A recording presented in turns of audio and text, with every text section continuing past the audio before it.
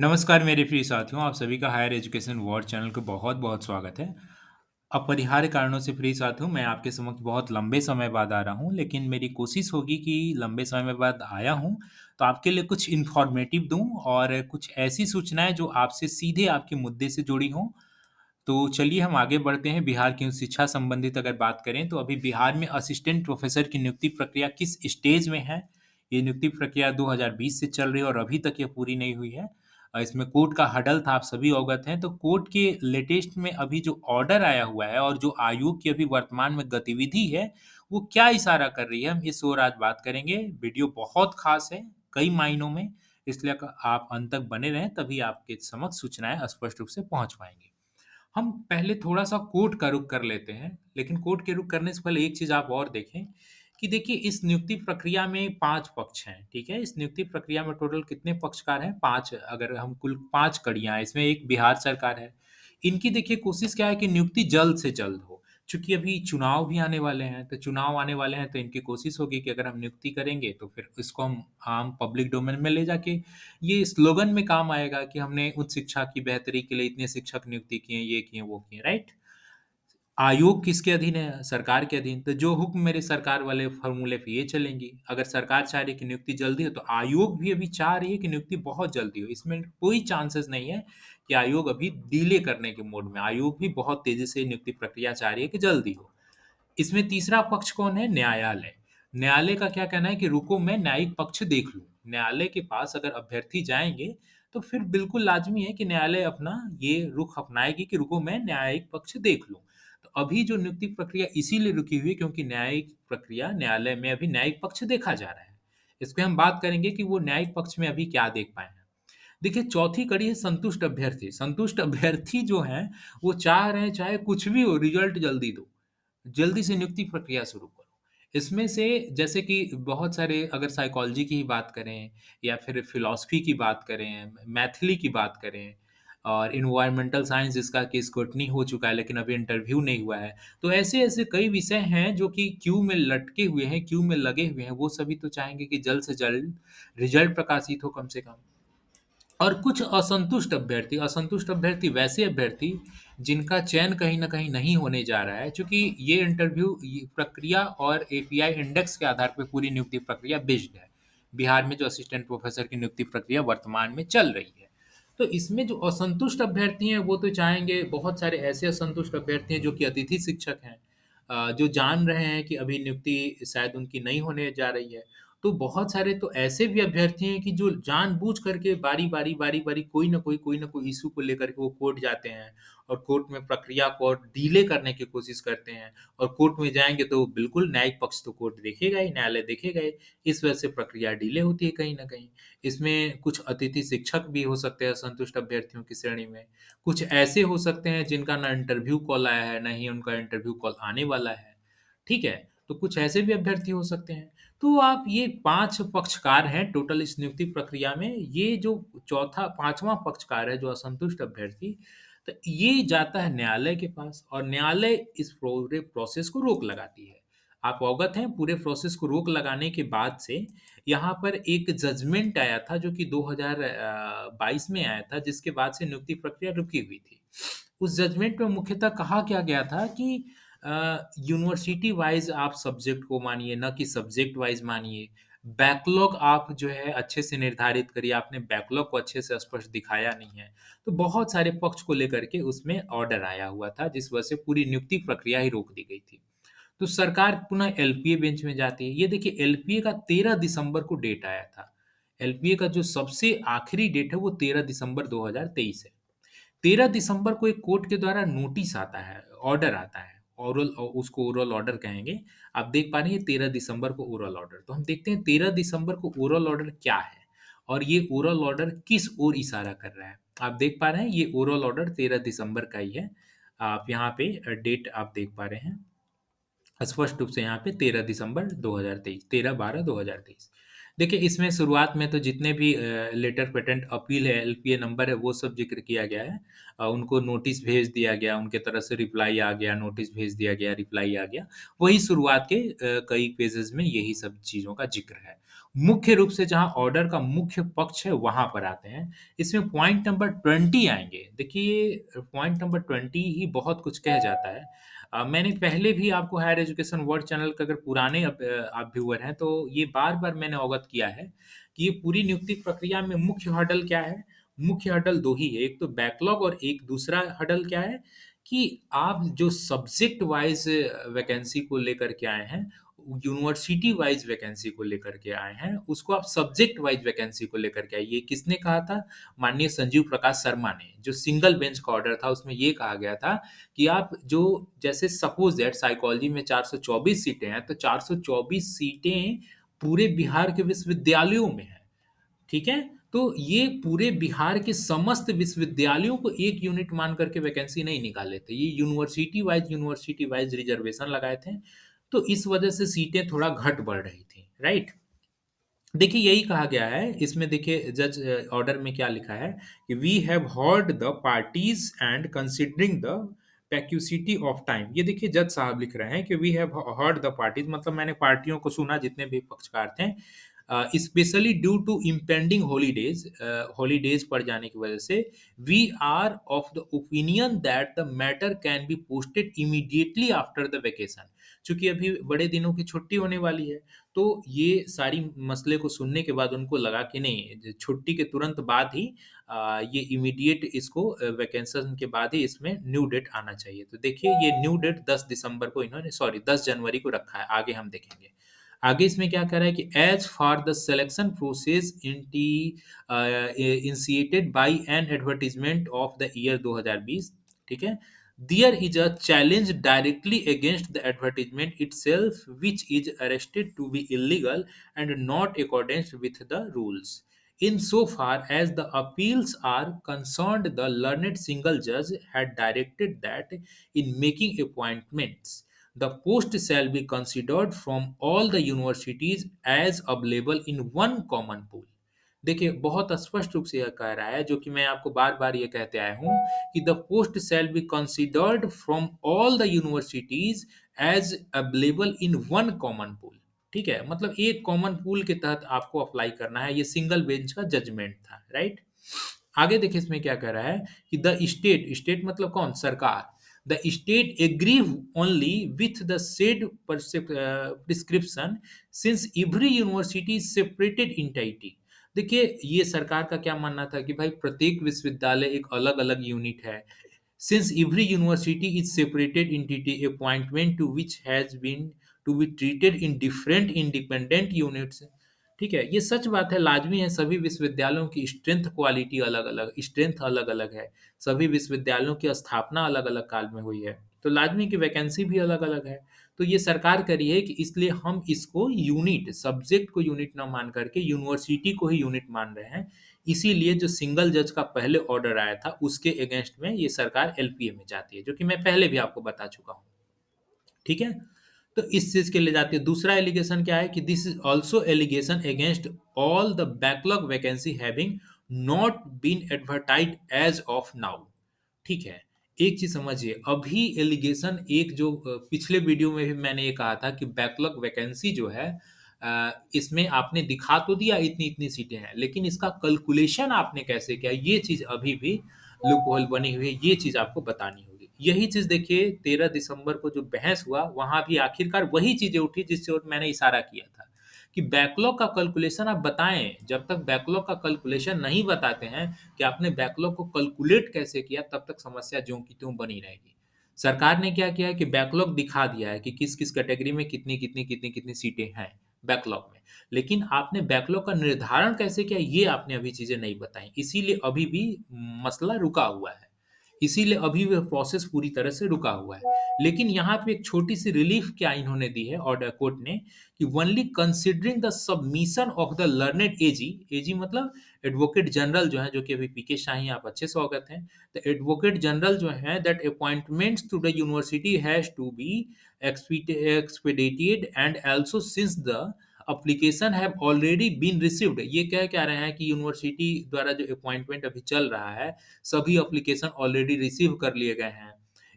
तो इसलिए इनके बहुत ज़्यादा रिक्वेस्ट करने के बाद कि साहब जो नियुक्ति प्रक्रिया रुकी हुई है, इसको अलाउ कर दीजिए कि नियुक्ति प्रक्रिया आगे चले, बच्चों का भविष्य खराब हो रहा है वगैरह-वगैरह, अभ्यर्थियों का भविष्य खराब हो रहा है। तो माननीय न्यायालय की तरफ से क्या डायरेक्शन दिया जाता है कि appropriate direct the Bihar state university service commission to continue with the scrutiny process, short list candidate and also allot the marks as per the qualification. तो कोर्ट ने क्या कहा कि ठीक है, अभी आप ये करें, आपके पास अन्य भी तो बहुत सारे काम हैं।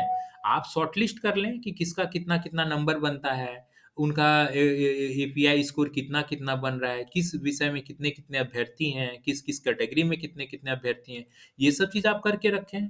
ख़ैर, ये थोड़ा-सा एक चीज़ ये भी कॉमन सेंस है, माननीय न्यायालय ने इस चीज़ पर आपको नहीं रोक लगाई थी कि आप एक्स्ट्रा करिकुलम नहीं कर सकते हैं, आप स्क्रूटनी नहीं कर सकते हैं, आप एपीआई इंडेक्स वग़ैरह निर्धारित नहीं कर सकते, ये तो पहले भी आप कर सकते थे। ख़ैर, कोर्ट ने ये सजेशन दिया है कि आप ये चीज़ कम से कम तब तक करते रहें। लेकिन ये क्या कह रहे हैं आगे कि the interview would be conducted only after further order from this court. लेकिन इंटरव्यू तभी आप शुरू करेंगे जब इस कोर्ट का ऑर्डर आएगा। तो बात तो आखिरकार वही है। बात तो वही है कि पहले भी यही था कि इंटरव्यू तभी शुरू होगा जब कोर्ट का ऑर्डर आएगा। अभी भी चीज़ें वही ज्यों की त्यों बनी हुई हैं। इसलिए अभी जो 13 दिसंबर का ऑर्डर आया है, अगर इसमें बहुत ज़्यादा खुश अगर कोई ये सोच रहा है कि क्या अब नियुक्ति प्रक्रिया बहुत तेज़ी से चलने लगेगी, तो देखिए अभी भी चीज़ें वहीं की वहीं अटकी हुई हैं, कि बैकलॉग का निर्धारण जब तक ये स्पष्ट रूप से नहीं बता देते हैं, तब तक ये चीज़ें अभी रुकी रहेंगी। और इसीलिए इन्होंने कोर्ट ने ये भी कहा है कि आप सारे करिकुलम करें, एक्टिविटीज़ करें, आप शॉर्टलिस्ट करें, किसका कितना-कितना नंबर है, एपीआई इंडेक्स निकालें, लेकिन इंटरव्यू आप तभी शुरू करेंगे जब कोर्ट का ऑर्डर आएगा, ठीक है? तो अच्छा, इसके बाद क्या कह रहा है आगे कि the case shall be posted under the heading for hearing on 10/1/2024। ये देखिए हियरिंग, ये ऑर्डर के लिए नहीं रखा गया है, हियरिंग के लिए रखा गया है। अभी ये जज साहब सुनेंगे, पक्षकारों को सुनेंगे, वकील को सुनेंगे, सरकार के पक्ष को सुनेंगे कि आप कैसे-कैसे बैकलॉग का निर्धारण किए हैं, ठीक है? तो जब तक ये चीज़ें अभी स्पष्ट नहीं हो जाती, तब तक ये वैकेंसी ज्यों की त्यों बनी रहेंगी। क्योंकि मैं शुरू से कहते आ रहा हूँ, इस वैकेंसी में मात्र 2 ही हर्डल है। एक, यूनिवर्सिटी को आप सब्जेक्ट यूनिट मत बना यूनिवर्सिटी को ना यूनिट बना करके आप सब्जेक्ट को यूनिट बनाएँ, तो ये तो बहुत कॉमन सी चीज़ है। मान लीजिए न्यायालय इस पक्ष को सुन करके, इस दलील को सुन कर के स्वीकार कर ले। लेकिन अभी जो सबसे बड़ा हर्डल ये है कि आपने बैकलॉग कैसे निर्धारण किया? यूँ तो वो तो ज्यों का त्यों बना हुआ है। आपने बैकलॉग को बाय फॉरगेट करके दे दिया, लेकिन ये नहीं बताया कि बैकलॉग का निर्धारण कैसे हुआ है। तो जब तक ये चीज़ें नहीं हो जाती हैं प्रिय साथियों, अभी भी समस्या ज्यों की त्यों बनी हुई है। अगला डेट की अगर बात करें कब है, तो ये 10 जनवरी 2024। आप जानना चाहेंगे कि फिर अभी कितने डेट पड़ सकते हैं, ये प्रक्रिया कब तक जा सकती है? तो देखिए, अभी तो हो सकता है कि सरकार की तरफ से अभी दलील दी जाए, इसके बाद फिर अगली दलील जो है कि अभ्यर्थी की तरफ से दी जाए। हो सकता है कि 1-2 डेट का टाइमिंग भी माँग लिया जाए। तो इसलिए अभी इतना जल्दी शायद ना देखने को मिले ऑर्डर, और अभी शायद इतना जल्दी इंटरव्यू भी ना शुरू हो। संभवतः 3-4 डेट और देखने को मिल सकता है। अन्यथा अगर आप सभी की किस्मत बहुत अच्छी रही, तब नियुक्ति प्रक्रिया शायद जल्दी से जल्दी शुरू हो जाए, इंटरव्यू जल्दी से जल्दी शुरू हो जाए। लेकिन अगर मेरे अकॉर्डिंग मैं जहाँ तक इस प्रक्रिया को समझ पाया हूँ, तो अभी मुझे जहाँ तक समझ आ रही है कि 3-4 डेट और, यानी मान के चलें, ये अभी मसला फरवरी लास्ट तक टल सकता है। फरवरी लास्ट या फरवरी मिड तक ऑर्डर आने में वक़्त लग सकता है। या फिर बहुत अच्छी किस्मत रही तो लास्ट जनवरी तक भी देखने को मिल सकता है। खैर, आने वाला वक़्त बताएगा। दूसरे खबर की ओर चलते हैं कि जैसे कि बहुत सारे यहाँ पे नोटिस आए थे आयोग की तरफ से। एक नोटिस तो आपको मैंने पूर्व में दिखाया था कि यहाँ पे जो बैकलॉग इन्होंने निर्धारित किया, किस-किस कैटेगरी में कितना-कितना सीट होगा रिवाइज़ वैकेंसी में। रिवाइज़ वैकेंसी में पहली बात कि इन्होंने अलग से फॉर्म अप्लाई करने का मौका नहीं दिया है। ये चीज़ों को ध्यान रखें, इसलिए न्यू एप्लीकेंट को पुनः मौका नहीं मिलने जा रहा है। तो लेकिन इन्होंने कोरिजेंडम एक निकाला, डिसेबल कैटेगरी को इसमें ज़िक्र नहीं किया था। वो कोरिजेंडम अभी साइट से हटा दिया गया, जो कि 1 दिसंबर का नोटिस था। इसमें अलग-अलग डिसेबिलिटी वाले कैटेगरी को उसमें सीटें दिखाई गई थी। इस मुद्दे को मैंने बड़ी ही ज़ोर-शोर से उठाया था कि ओएच कैटेगरी का तो आपने सीट ही नहीं दिखाया है। ओएच कैटेगरी में एकदम निल सीट थी। पूरे वैकेंसी में मात्र 1 सीट ओएच कैटेगरी को दी थी। ओएच मतलब ऑर्थोपेडिकली हैंडिकैप्ड, चलन दिव्यांग। अभी जैसा कि देखने को मिल रहा है कि वो नोटिस ही इस वेबसाइट से गायब हो चुका है। तो ऐसा माना जा सकता है कि उसमें भी कुछ संशोधन करें और ओएच को भी रिलीफ मिले अन्य दिव्यांग कैटेगरी को रिलीफ मिले, ठीक है? तो ये आने वाले भविष्य में पता चलेगा।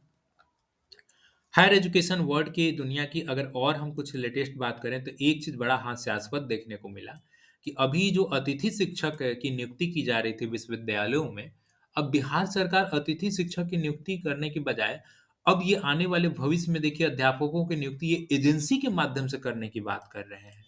बहुत ही आश्चर्य है, ये सातवां अजूबा जैसी बात है कि अब बिहार में जैसे ठेके पर मज़दूर आते हैं कि अगर किसी को अपने यहाँ मज़दूर या वर्कर लेबर की ज़रूरत होती है, तो क्या होता है? सपोज़ दैट आप सिंपल समझें, अगर कोई बहुत बड़ा फ्लैट है या कुछ है, तो वहाँ पे सिक्योरिटी गार्ड रखे जाते हैं।